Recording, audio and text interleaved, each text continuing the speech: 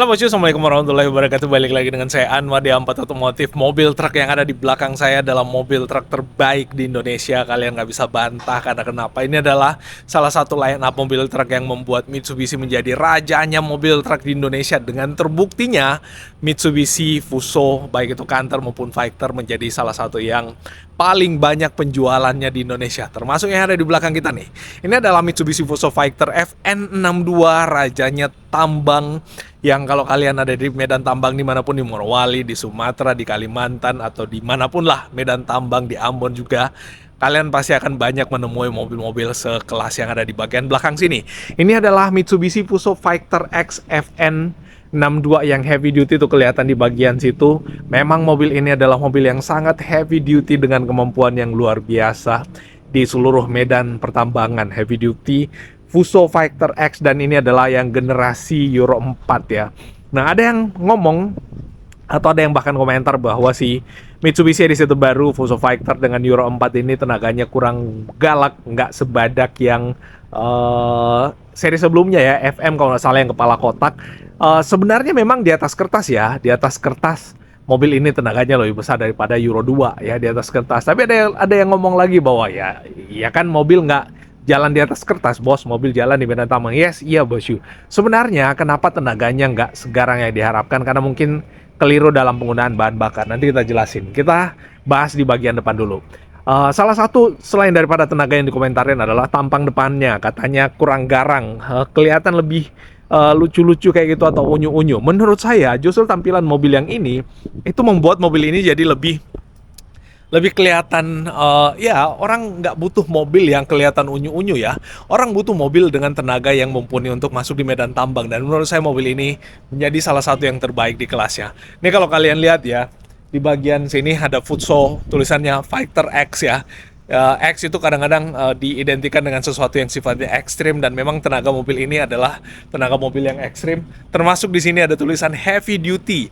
Heavy duty adalah suatu kemampuan yang ada di mobil yang biasanya diidentikan dengan kemampuan yang sangat keras atau mampu bekerja dengan sangat keras. Nah, nih, terus kalau kita lihat di sisi samping ya, di sisi samping mobil ini juga di finishing dengan material yang sangat premium. Bahkan untuk sekedar footstep yang ada di sini, ini bahannya aluminium dan dibikin yang anti slip kayak gitu. Ini memudahkan driver untuk memanjat mobil ini, karena sekali lagi mobil ini nggak dinaikin, bos. Mobil ini mesti dipanjat kalau kalian mau naik ke mobilnya.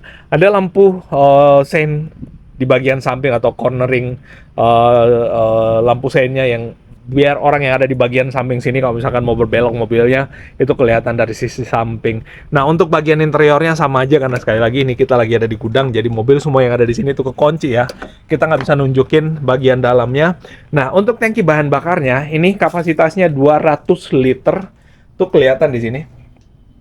Kapasitas 200 liter dengan bahan bakar yang disarankan adalah CN51. Nah, ini yang membuat kalian kadang-kadang atau siapapun yang menggunakan mobil-mobil Euro 4 sekarang, kadang nggak cuma Mitsubishi yang Euro 4 ya, semua mobil truk atau mobil diesel sekarang mengarah ke Euro 4 termasuk mobil ini. Ini memang harusnya diisi Dexlite minimal atau CN51 kalau kalian mau tenaga maksimal mesinnya tuh bekerja. Karena jumlah semprotan bahan bakar yang disemprot oleh injektor itu volumenya sama, tapi dengan kualitas bahan bakar yang berbeda, itu otomatis memberikan daya dorong atau torsi yang berbeda pada ruang bakarnya. Itu yang kadang-kadang bikin beda.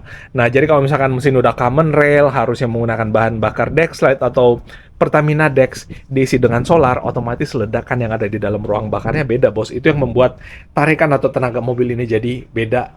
Mungkin nggak sesuai dengan yang ada di atas kertas. Itu dia penjelasannya. Nah, di sini tulisannya masih tulis dilarang dibuka. Nggak tahu kenapa. Terus di sini ada fuel filternya ya, filter solarnya. Lalu kemudian di bagian bawah sini ada filter lagi. Ada banyak sekali filter yang ada ini. Ini fuel filter yang ada di bagian situ. Terus di sini ada tulisan fuel filter lagi dan water separator, biasanya kayak gini untuk menyaring kandungan air yang ada di dalam bahan bakarnya. Dan kalau kita lihat di bagian bawah nih, kita kolong-kolong ini ya. Nah, kita ngolong, masih bukan kolongnya. Tuh, wow, axle-nya sangat besar, termasuk pernya juga ada berapa lapis nih bagian depan.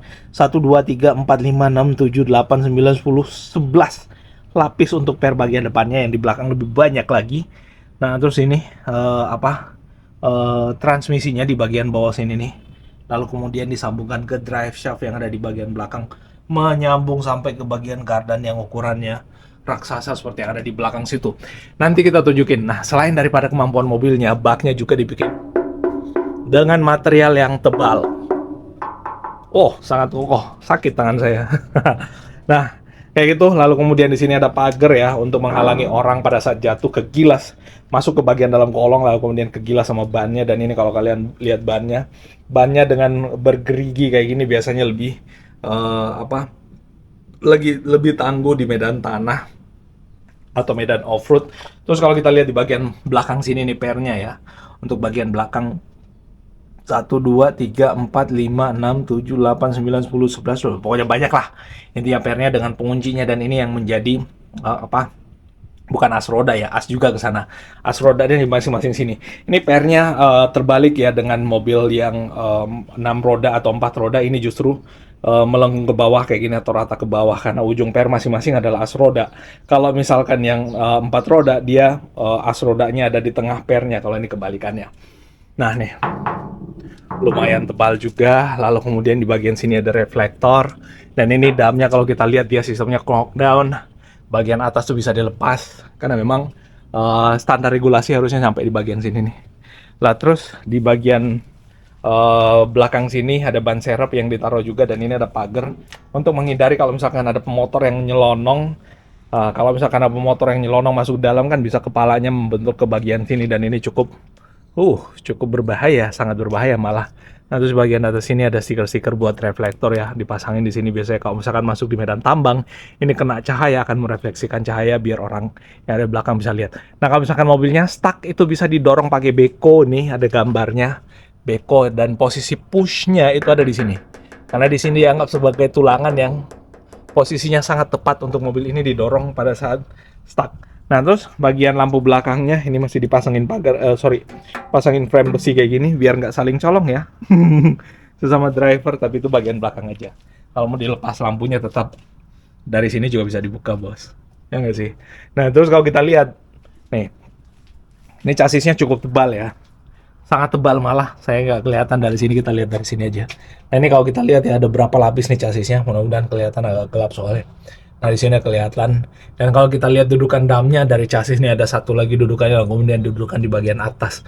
Dan itu ada material yang kayaknya kayu ya.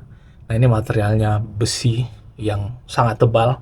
Lalu kemudian ada engsel daripada damnya di bagian sini. Dua kayak gitu, itu yang membuat mobil ini harusnya sangat mudah untuk menurunkan barang pada saat sudah sampai di tujuannya. Dan kalau kita lihat ya, kita kolongin lagi. Tuh, bos. Nah, ini sistem pengereman udaranya atau dengan sistem air brake, dan itu pernya tebalnya luar biasa, bos. Sangat amat tebal, dan untuk gardannya rasionya 7:4 ya, 7.400. Kurang lebih kayak gitu. Dan ini gardan bagian belakangnya. Selain di bagian belakang, ada lagi gardan di bagian tengahnya. Kita kolongin juga dong. Kita ngolong juga maksudnya. Nah, ini ada gardan di bagian tengahnya. Yang ini gardannya, wah, besar sekali, bosku nih. Oh, nggak ada nih kayak gitu. Terus bagian sini ada sistem pengereman air brake sistemnya juga. Nah, tuh chassisnya.